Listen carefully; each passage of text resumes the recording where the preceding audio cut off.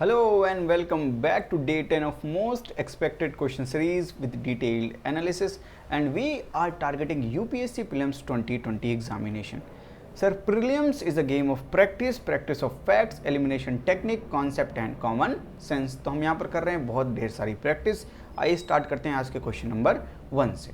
Which of the following statement regarding Dadar and Nagar Haveli and Daman and Diu, the Merger of Union Territories Act 2019 is correct? The President can make regulation for the good government of Dadar and Nagar Haveli and Daman and Diu.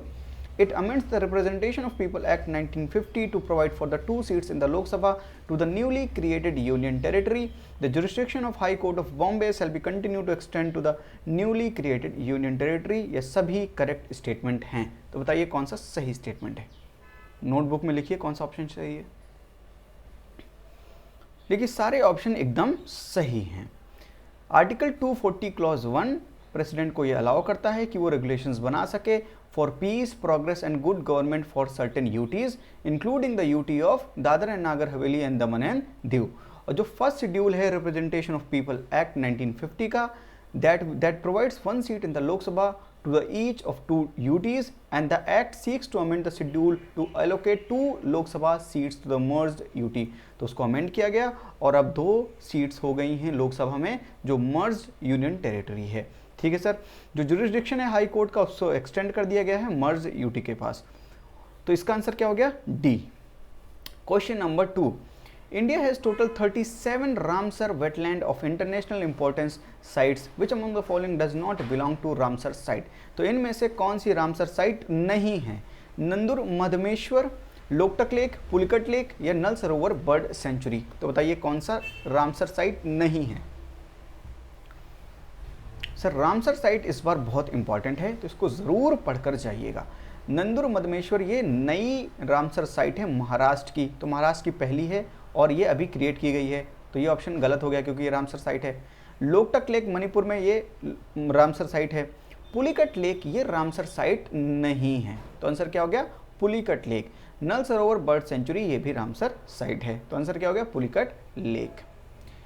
Question number 3. With regard to the controversy between the orientalist and anglicist, which of the following was not known as anglicist. तो कौन सा anglicist नहीं है भैया? Sir William Jones, Thomas Macaulay, Lord William Bentinck, Raja Rammohan Roy. तो बताइए कौन से एंग्लिस्ट नहीं हैं यानी ओरिएंटलिस्ट हैं. सर इसका आंसर है first A, sir William Jones. ये हैं ओरिएंटलिस्ट. तो कौन कौन से ओरिएंटलिस्ट हैं और कौन एंग्लिस्ट है मैंने लिस्ट लगा दी है. तो एक बार इन एक्सप्लेनेशन को ज़रूर पढ़ लिया करिए. पीडीएफ डाउनलोड कर लीजिएगा और पूरी तरह से इनको पढ़ लीजिएगा. Consider the following statement regarding Purvanchal mountain range. In India, Purvanchal mountains are spread over 6 states. Garo, Khasi, Jayantia hills are part of Purvanchal hills. Purvanchal mountains are mostly composed of strong andesitic rocks. तो बताइए कौन सा statement correct है. Sir correct पूछा है, बताइए. देखिए पहला स्टेटमेंट सही है. पूर्वांचल स्टेट 6 स्टेट्स में, पूर्वांचल माउंटेन्स 6 स्टेट में स्प्रेड है. असम, अरुणाचल प्रदेश, नागालैंड, मणिपुर, मिजोरम एंड त्रिपुरा. ठीक है सर. तो पहला स्टेटमेंट सही है. Garo, Khasi, Jaintia hills are part of Purvanchal hills. ये सर गलत स्टेटमेंट है. Garo, Khasi, Jaintia are the part of peninsular India. तो सर ये गलत स्टेटमेंट है. तीसरा, Purvanchal mountains are mostly compose of strong andesitic rock. Sir ये स्ट्रॉन्ग एंडीसिटिक रॉक नहीं बल्कि स्ट्रॉन्ग सैंडस्टोन से बने हुए हैं जो कि सेडिमेंट्री रॉक्स हैं. तो ऑप्शन थर्ड भी गलत है. तो आंसर क्या हो गया? A1 only. ठीक है सर. बढ़ते हैं क्वेश्चन नंबर 5 की तरफ. कौन सा स्टेटमेंट सैक्रेड ग्रुप के रिगार्डिंग सही है. तो सैक्रेड ग्रुप्स बताइए क्या है. They are the patches of natural और near natural vegetation dedicated by local communities to their ancestral spirits और deities. No one is permitted to cut any tree or plant, kill any animal or bird or harm any form of life in the area by the community. They can get protection as community reserves under Wildlife Protection Act 1972. तो कौन सा सही statement है बताइए. Sir ये तीनों ही statement एकदम correct हैं. 1, 2 एंड 3. इसका आंसर है डी. सर ये एकदम सही लिखा है कि यार they are the patches of natural और नियर नेचुरल वेजिटेशन, और वो अपने डाइटीज या एंसेस्टर स्पिरिट के लिए डेडिकेट करते हैं और वहाँ पर किसी भी प्लांट को काटना, किसी भी एनिमल को मारना ये अलाउड नहीं है. और वाइल्ड लाइफ प्रोटेक्शन एक्ट 1972 के अंतर्गत इनको प्रोटेक्शन दी गई है एज अ कम्युनिटी रिजर्व। तो तीनों ऑप्शन एकदम करेक्ट हैं। Consider the following statement regarding female labour force participation rate in India. Urban female labor participation rate is higher than rural female labor participation rate. More female workers are engaged in agriculture in rural areas than male workers. In urban areas, the unemployment rate among female is more than that of males, while in the rural areas, the rate is higher for males. तो बताइए कौन सा statement correct है? Sir ये third statement गलत है, तो eliminate कर दीजिए बी, सी और डी। तो आंसर क्या हो गया? 1 और 2। तो पहला एकदम सही है कि अर्बन में जो फीमेल लेबर पार्टिसिपेशन रेट है वो ज़्यादा है rural female labour participation rate से। और सेकंड भी एकदम करेक्ट है कि more female workers are engaged in agriculture in rural areas than male workers. Sir ऐसा इसलिए क्योंकि जो मेल है वो बाहर भी माइग्रेट करके जॉब के सर्च में निकल जाता है, तो जो औरतें होती हैं वो ज़्यादातर एग्रीकल्चर में इन्वॉल्व हैं रूरल एरियाज़ में। ठीक है सर, बढ़ते हैं क्वेश्चन नंबर 7 की तरफ। Consider the following statement regarding नागरिक कर्तव्य पालन अभियान। तो सर अगर नागरिक कर्तव्य पालन अभियान आपको नहीं भी पता है तो भी इसका आंसर लगाया जा सकता है, कॉमन सेंस है। It is an initiative to create mass awareness about fundamental duties as enshrined in the constitution. The ministry of law and justice is the nodal ministry for the initiative at the central level. तो बताइए कौन सा सही statement है? नागरिक कर्तव्य मतलब fundamental duty. Sir एकदम करेक्ट स्टेटमेंट है। It is initiative to create the mass awareness about the fundamental duties and ये ministry of law and justice ही नोडल मिनिस्ट्री है। तो इसका आंसर क्या हो गया? सी, बोथ 1 और 2। Sir nodal ministry of the programme is the department of justice. तो डिपार्टमेंट ऑफ जस्टिस जो कि ministry of law and justice के अंतर्गत है वो इस चीज़ को देख रही है, नोडल मिनिस्ट्री वो है। और ये प्रोग्राम जो है 26 नवंबर 2019 से 26 नवंबर 2020 के लिए है और ये क्या करेगा? क्रिएट करेगा mass awareness about the fundamental duties in the as enshrined in the Bharat के संविधान में जो हैं। ठीक है, बढ़ते हैं क्वेश्चन नंबर 8 की तरफ। कौन से एडवांटेज होंगे अगर मुद्रा बैंक्स को इम्प्लीमेंटेशन कर दिया जाए? मुद्रा बैंक्स का इम्प्लीमेंटेशन कर दिया जाए। सर पहला ऑप्शन है मुद्रा loans is extended for a variety of purpose which provide income generation and employment creation. It is expected to improve handling of the conflicts between the creditor and debtor, creating an inclusive, sustainable and value-based entrepreneurial culture and achieving financial security। तो बताइए कौन सा option सही है? Sir दूसरा option देखिए ध्यान से, दूसरा ऑप्शन गलत है। क्यों? क्योंकि conflict between creditor and debtor के लिए कौन सा एक्ट है? Insolvency and bankruptcy code, IBC। तो दूसरा ऑप्शन गलत है, तो सी और डी एलिमिनेट हो गए। आंसर है 1 और 3। तो ये मुद्रा लोन के लिए पहला और तीसरा स्टेटमेंट एकदम करेक्ट स्टेटमेंट है। तो Pradhan Mantri Mudra Yojana is a scheme launch by the honourable prime minister on April 8, 2015 for providing loan up to 10 lakh to the non corporate non farm small micro enterprises. और ये इनिशिएटिव है यूनियन मिनिस्ट्री ऑफ फाइनेंस का to fund the unfunded. तो उनको fund करना है जिनको fund नहीं किया गया है, टू फंड द अनफंडेड। बाकी आपके लिए मैंने लगा दिया है, इसको जरूर डाउनलोड कर लीजिएगा PDF और पढ़ लीजिएगा। Question number 9। India has declared UAE united Arab Emirates as reciprocating territory. What does it employ? तो भैया रेसिप्रोकेटिंग टेरिटरी क्या होती है? India and UAE will be able to use each others territory for establishing military bases. Orders passed by the certain designated code in UAE can be implemented in India.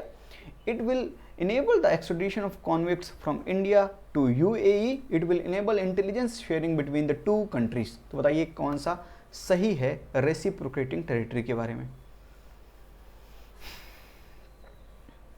इसका answer है B sir. Reciprocating territory का मतलब है order pass by the certain designated courts in UAE can be implemented in India. ठीक है sir, तो order pass by the certain designated courts from that territory can be implemented in India by filing a copy of decree concerned in a district court. और ऐसे district courts को हम क्या बोलेंगे? Superior courts. ठीक है sir, ये किसके अंतर्गत बनाई गई है? Section 44A of CPC civil procedure code of 1908। ठीक है, बाकी पढ़ लीजिएगा। बताइए what is the proposed objective of Dragonfly mission recently announced by NASA. तो नासा का ये ड्रैगन फ्लाई मिशन है क्या? To explore the chemistry and habitability of Saturn's largest moon Titan, to study the interiors of planet Mars, to study the behavior of Sun's corona, to send the astronaut to the International Space Station। तो बताइए कौन सा सही है dragon fly mission के बारे में? Sir इसका आंसर है A, to explore the chemistry and habitability of Saturn's largest moon Titan.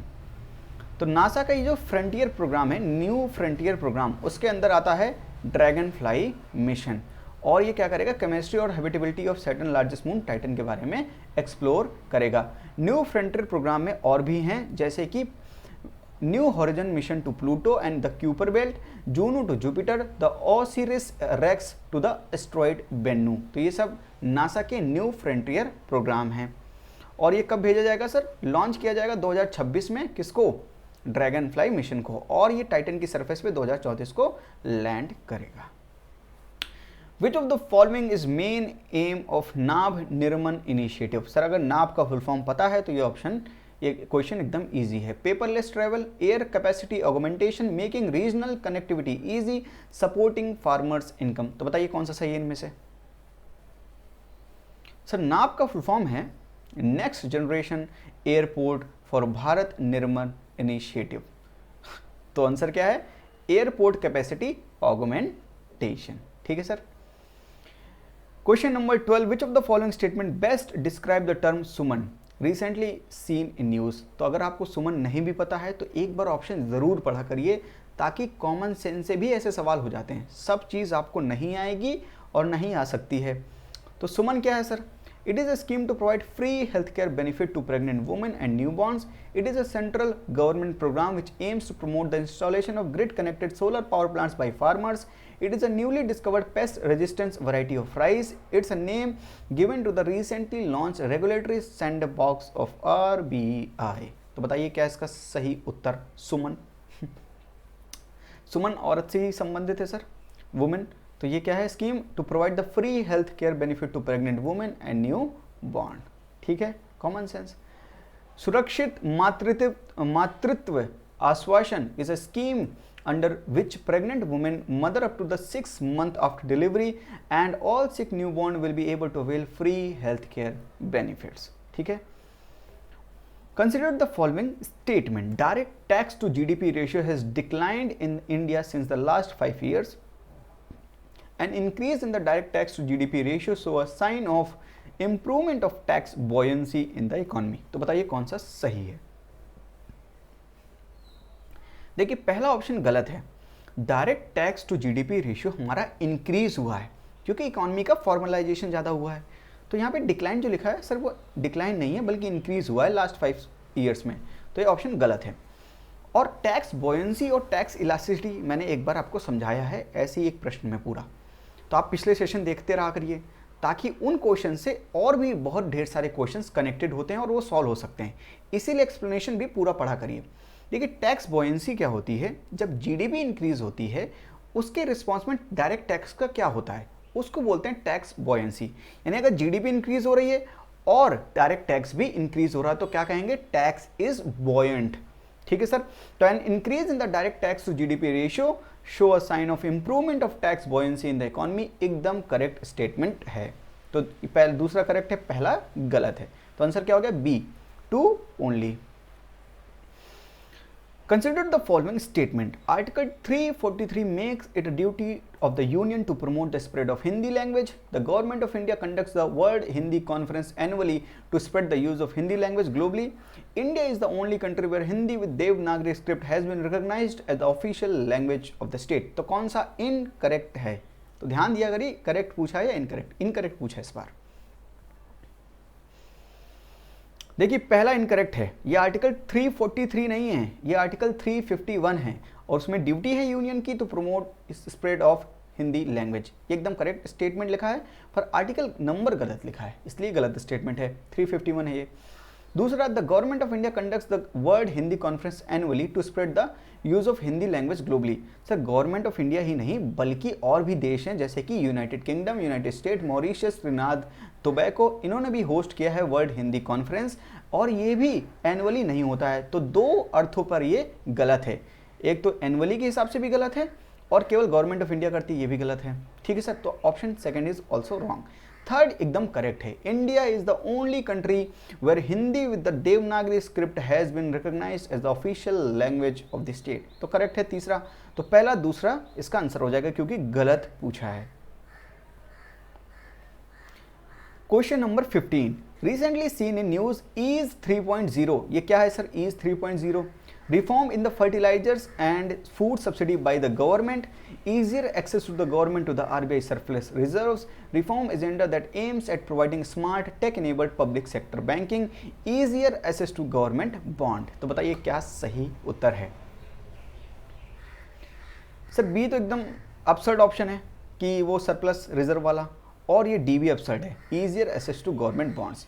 तो ए और सी में चेक कीजिए, ईज 3.0 जो है वो है C, reform agenda that aims at providing smart tech enabled public sector banking. तो union minister of finance and corporate affairs Shrimati Nirmala Sitharaman recently unveiled EASE 3.0, the public sector bank reform agenda 2021 for smart tech enabled banking and the PSB EASE reforms annual report 2019-2020। Sir ये सवाल बहुत important है क्योंकि ऐसे सवाल application based सवाल UPSC भी पूछता है। It is situated on the southern bank of river Brahmaputra in Assam. It provides grassland and wetland habitat for the Indian rhinoceros. It possesses the highest density of rhinoceros in the world. Which among the following protected areas best suit the above mentioned description? तो बताइए कौन सा सही suit कर रहा है description जो ऊपर दिया है? Keibul Lamjao national park, Manas wild life sanctuary, Orang national park, Pobitora wild life sanctuary. News में भी था। सर इसका आंसर है Pobitora wild life sanctuary. Pobitora wild life sanctuary Morigaon district of Assam में पड़ता है। यहाँ पर हाईएस्ट डेंसिटी है great Indian one horned rhinoceros की है, और second highest number in the Assam after Kaziranga national park. और इसको मिनी काजीरंगा भी बोलते हैं क्योंकि सिमिलर लैंडस्केप और वेजिटेशन की वजह से इसको रिजर्व फॉरेस्ट घोषित किया था 1971 में, और ये वाइल्ड लाइफ सेंचुरी बना था 1987 में। ये एक इम्पॉर्टेंट बर्ड एरिया भी है और ये होम है 2000 से भी ज़्यादा माइग्रेटरी बर्ड्स का। राइनोसोर के अलावा अदर मैमल्स जो यहाँ पे पाए जाते हैं वो है leopard cat, fishing cat, jungle cat, feral buffalo, wild pigs, Chinese pangolin, etcetera etcetera etcetera. Which of the following gives the travel and tourism competitive index ranking to the countries of the world? तो भैया index तो पूछ ही लेता है, एक ना एक index तो हर सवाल हर पेपर में होता है। तो ऐसा करेंगे हम कि एक दो इंडेक्स मैं आपके लिए लाता रहूँगा और आपकी इंडेक्स की तैयारी हो जाएगी। तो जितने भी इंपॉर्टेंट इंडेक्स है हम सब कवर कर लेंगे। Travel and tourism competitive index कौन देता है? World Bank, World Tourism Organization, World Economic Forum, World Travel and Tourism Council. तो बताइए से ये टूरिज्म से जो रिलेटेड हैं वर्ल्ड टूरिज्म ऑर्गेनाइजेशन, इनको तो एलिमिनेट कर दीजिए। ये आंसर है इसका वर्ल्ड इकोनॉमिक फोरम। तो वर्ल्ड इकोनॉमिक फोरम देता है ये, और ये हर 2 साल में देता है। ठीक है sir.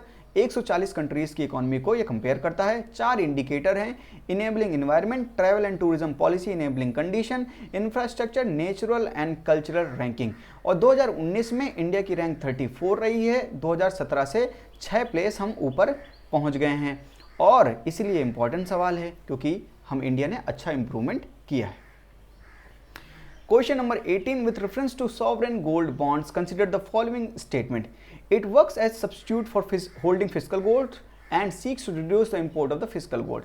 Reserve Bank of India issue these bonds on the strength of its gold reserve. तो बताइए कौन सा अबव स्टेटमेंट करेक्ट है? सर सॉवरेन गोल्ड बॉन्ड्स लाने की क्या जरूरत पड़ी? देखिए हम गोल्ड का इंपोर्ट बहुत ज़्यादा करते हैं कई चीज़ों के लिए, हम उसका एक्सपोर्ट भी करते हैं उसका ज्वेलरी वेलरी बनाकर, लेकिन हम ज़्यादातर इंपोर्ट जो करते हैं वो हम घर में रखने के लिए, और गोल्ड अच्छा साधन माना जाता है अपने पैसों को रखने के लिए, है ना सर। तो गोल्ड ज़्यादा इंपोर्ट करेंगे तो हमारा करंट अकाउंट डेफिसिट बढ़ जाएगा, इंपोर्ट बिल बढ़ेगा तो करंट अकाउंट डेफिसिट बढ़ जाएगा। इसलिए भारत सरकार ने क्या किया कि सॉवरेन गोल्ड बॉन्ड्स, एक पेपर होगा बॉन्ड्स की तरह, वो लाया, और उन्होंने कहा कि आप फिजिकल गोल्ड होल्ड मत कीजिए, ये पेपर होल्ड कीजिए। अगर गोल्ड का प्राइस बढ़ेगा मार्केट में, इस पेपर की वैल्यू भी बढ़ेगी, उसकी टेंशन मत लीजिए। यानी ये पेपर एकदम गोल्ड की तरह एक्ट करेगा। ठीक है सर। तो पहला स्टेटमेंट एकदम सही है, आप फिजिकल गोल्ड होल्ड मत कीजिए ताकि फिजिकल गोल्ड का इंपोर्ट कम हो। दूसरा, जो रिजर्व बैंक ऑफ इंडिया है वो ये जो बॉन्ड इशू कर रहा है वो अपने गोल्ड रिजर्व्स की स्ट्रेंथ के अनुसार ही इशू करेगा। तो दोनों स्टेटमेंट एकदम करेक्ट है। इसका आंसर हो गया C, both 1 and 2। Consider the following statement with reference to directive principle of state policy. DPSP के बारे में बताइए। constitute limitation upon the state action.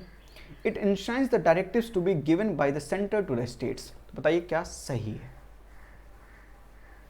देखिए पहली बात तो डीपीएसपी कोई लिमिटेशन नहीं लगाता है स्टेट पर, तो ये ऑप्शन गलत हो गया, ठीक है। दूसरा, it enshrines the directive to be given by the centre to the states. Sir ऐसा कुछ नहीं है। डीपीएसपी का मतलब ये है कि स्टेट जो डीपीएसपी में जो प्रावधान दिए गए हैं उनका ख्याल रखते हुए अपनी जब पॉलिसीज़ बनाएं तो उसमें डीपीएसपी को ज़रूर रखें, मतलब उनका ध्यान देते रहें। कहने का मतलब ये है सर कि ये आइडियल्स हैं, तो state should keep in mind while formulating policies and enacting laws. तो स्टेट को अपने दिमाग में रखना चाहिए जब वो किसी भी पॉलिसी को बना रहे हैं या किसी भी लॉ को बना रहे हैं। ये कोई डायरेक्टिव्स नहीं है जो सेंटर स्टेट्स को देता है, तो ये ऑप्शन गलत है। तो आंसर क्या हो गया सर? नीदर 1 नीदर 2, क्योंकि करेक्ट पूछा है। Question number 20, the Osaka track was recently seen in news in the context of what? East Asia summit, G20, RCEP, regional comprehensive economic partnership, quad. तो बताइए ओसाका ट्रैक किसके reference में आपने सुना है? सर इसका आंसर है G20। देखिए ओसाका ट्रैक G20 की वजह से था क्योंकि इसकी समिट हेल्ड हुई है जो ओसाका जापान में, और Osaka track informal process of promoting international policy discussion and international rule making on the trade related aspect of electronic commerce and digital track. और जापान ने ये ट्राई किया है to persuade the participants to legitimize such informal process of negotiations on the digital trade outside WTO। तो WTO के बाहर की बात है ये, इसलिए हमने इंडिया, साउथ अफ्रीका और इंडोनेशिया ने इसको साइन नहीं किया है, ठीक है सर, क्योंकि इससे क्या होगा? It would undermine the core WTO principle of arriving at consensus based decision, इसलिए हमने इसको साइन नहीं किया है।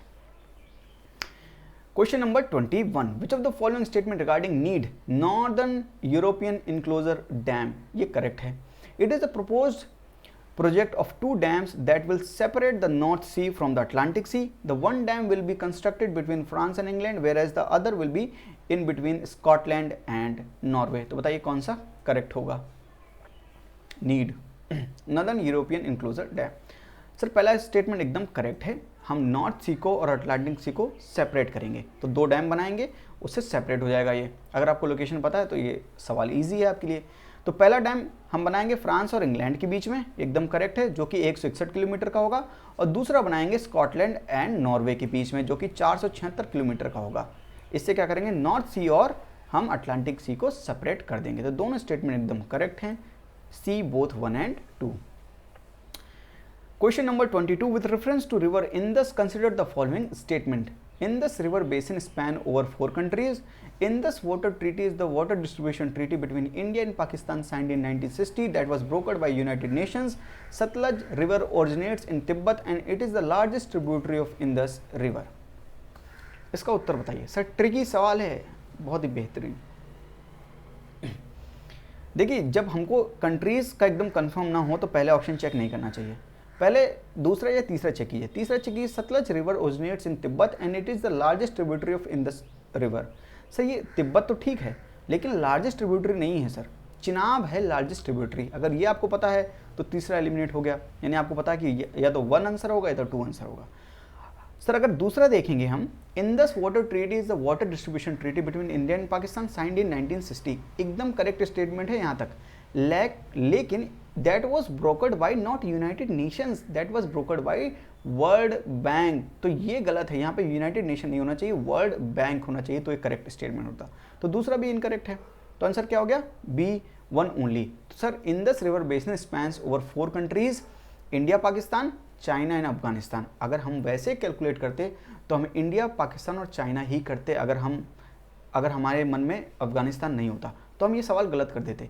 इसलिए जहां पर थोड़ी सी कंफ्यूजन हो वहां पे अदर ऑप्शंस को चेक करना चाहिए। Question number 23, consider the following statement regarding masala bond और overseas sovereign bond. The issuer of the bond bears the risk of currency fluctuation in the case of masala bond, the investor bears the risk of currency fluctuation in case of overseas sovereign bond. Masala bond क्या होते हैं? रूपी denominated bonds होते हैं, है ना sir. ये दोनों क्रॉस में सही हैं, यानी दोनों गलत हैं। यहाँ पे जो इशूअर ऑफ द बॉन्ड होगा वो रिस्क बियर नहीं करता, बल्कि इन्वेस्टर बियर करता है मसाला बॉन्ड के केस में। और ओवरसीज सॉवरेन बॉन्ड के केस में इन्वेस्टर बियर नहीं करता रिस्क, बल्कि इशूअर जो बॉन्ड को इशू करता है वो रिस्क को बियर करता है। तो ये दोनों जस्ट अपोजिट लिखे हुए हैं, तो दोनों इनकरेक्ट हैं।